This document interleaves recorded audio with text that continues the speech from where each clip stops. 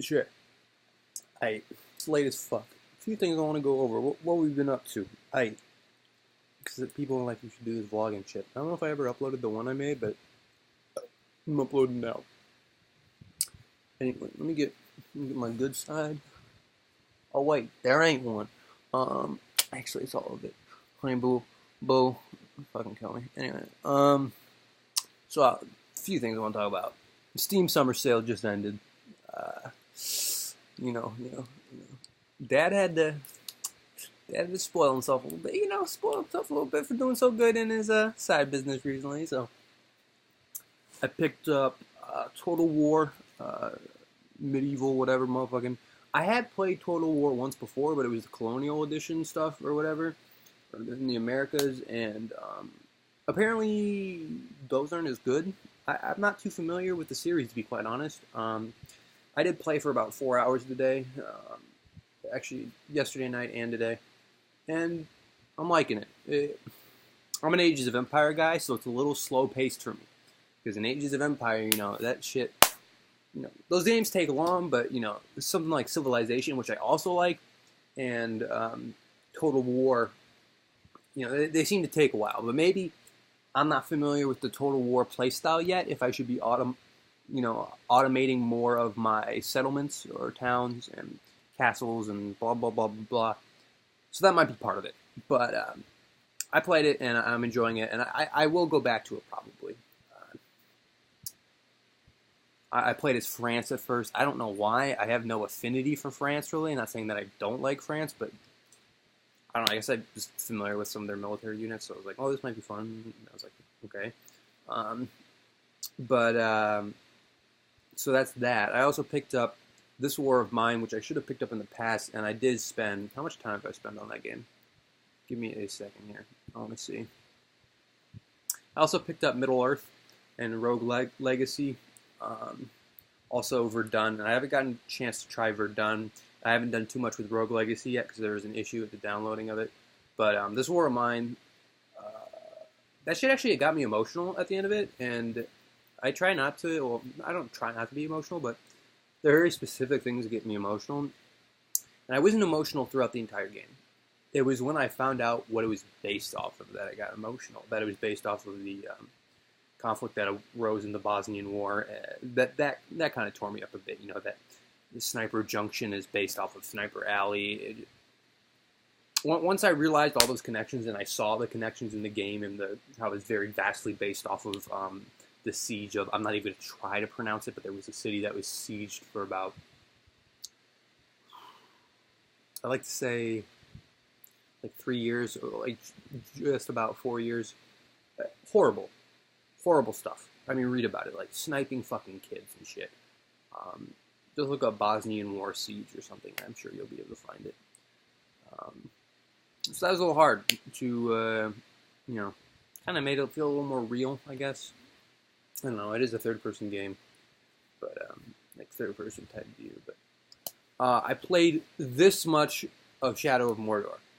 I need a better computer for that. I know that's like, you fucking plebe? Are you gaming on Mac? Yeah. Okay. Like that's all I have right now. I don't have time to put something into a PC at the moment, and I don't game much anymore. I thought maybe I'd be able to, run it. Obviously not. I'll find a place to run it though, and I will definitely try it out. Give you some of my thoughts on it. As for what I've been doing, I had a live gig Saturday. Yeah, 4th of July party.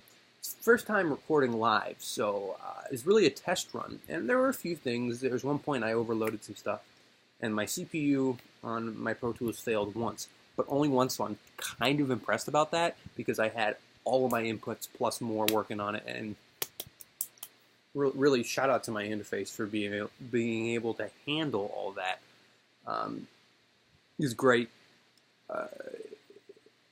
When I got back home and I heard the recording, I immediately knew the things that I needed to change, and the things like in future live recordings. Like for instance, I didn't think about this at the time. It was really stupid, but I had 3 vocal mics.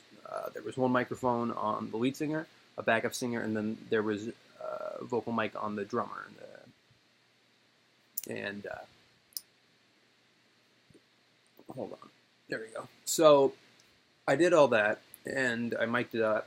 But the way that the main vocal mic was positioned is that it was facing right behind. So here's the guitar amp, and here's the vocal mic, and here's the guy who's singing there.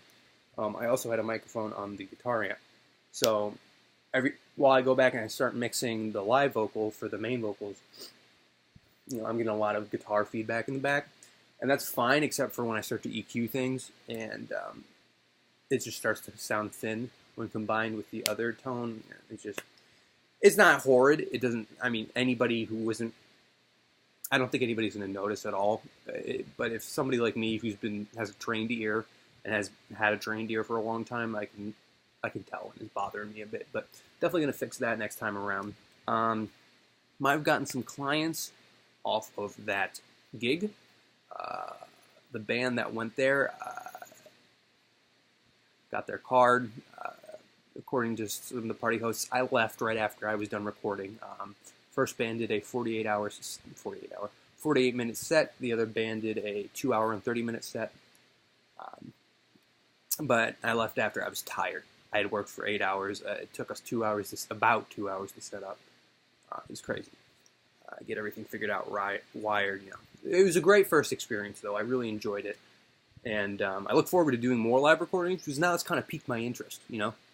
It's a whole different ball game, in my opinion, to studio recording because you got one shot to set it up right, and if you don't set that, I was constantly running around changing things. And it's fun. It was stressful, but it was fun. I had a good time about it.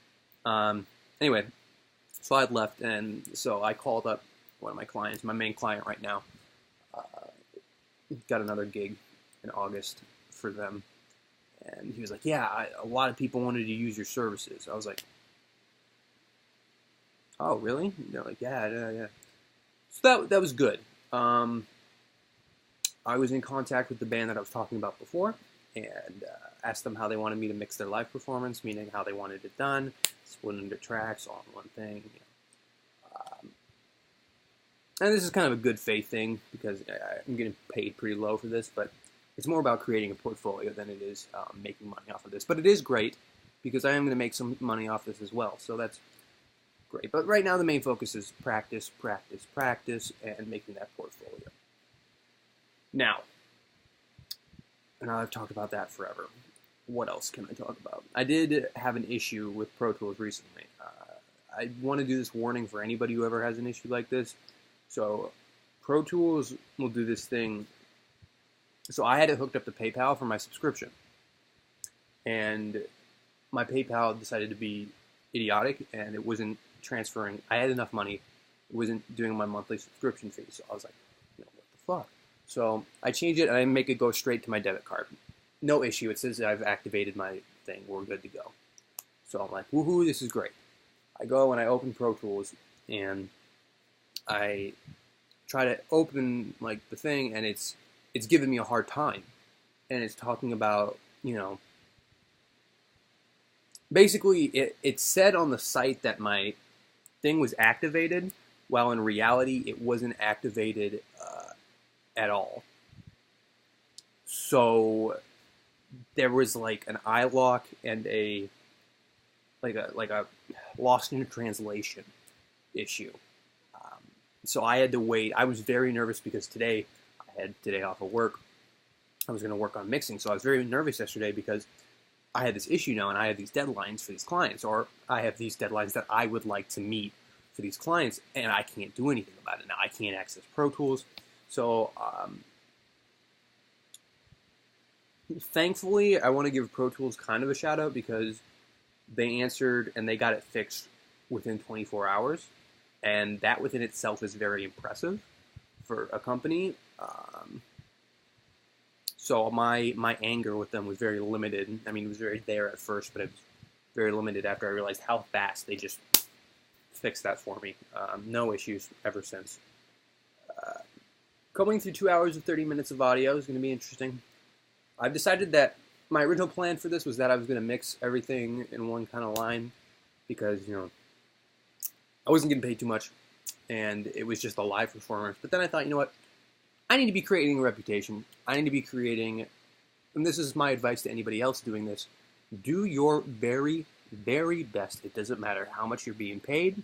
It doesn't matter how much time you put into it.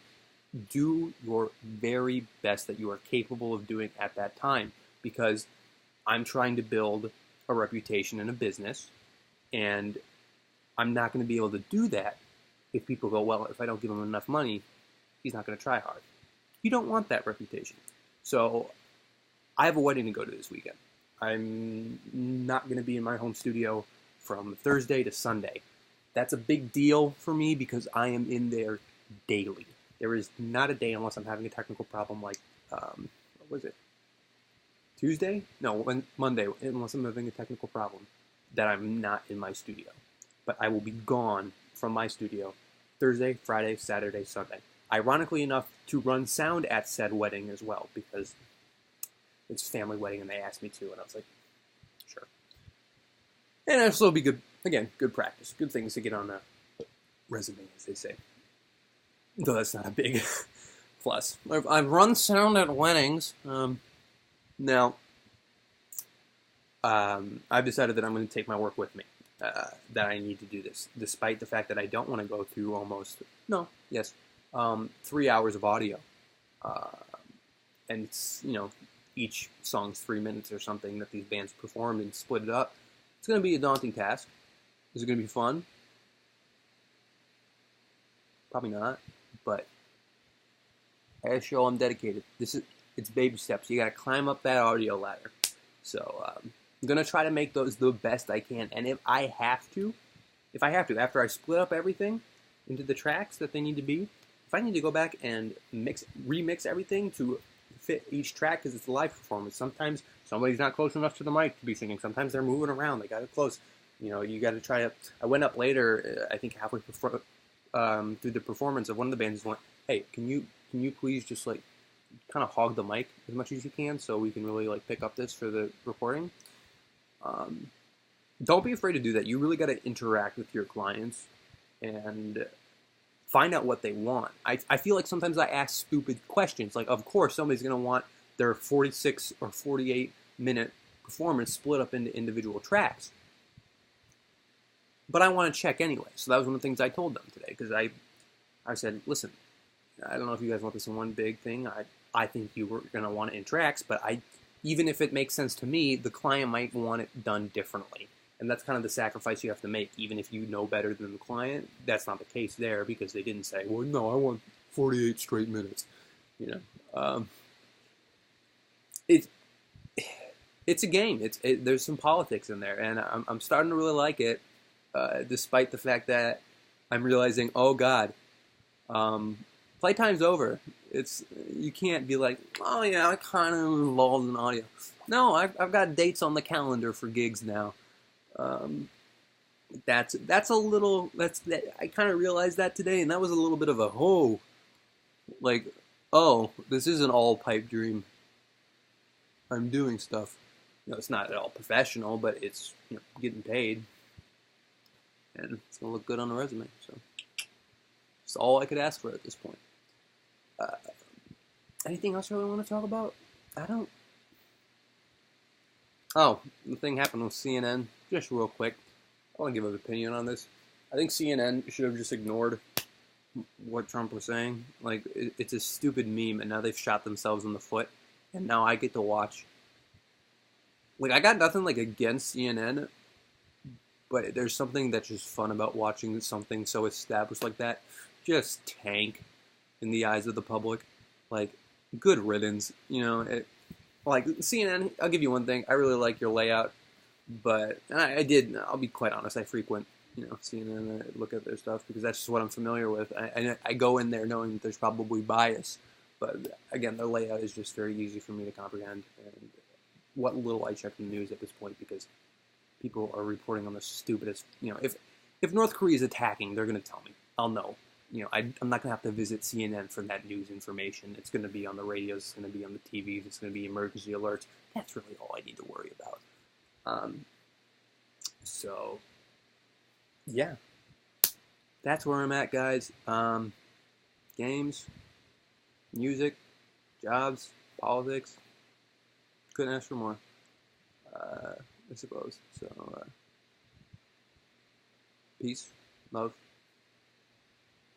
I'll hit you up tomorrow. Hopefully, maybe. I don't know. I don't know how. I don't want to do these every day because if I don't have something to talk about, why the fuck would you listen? Peace.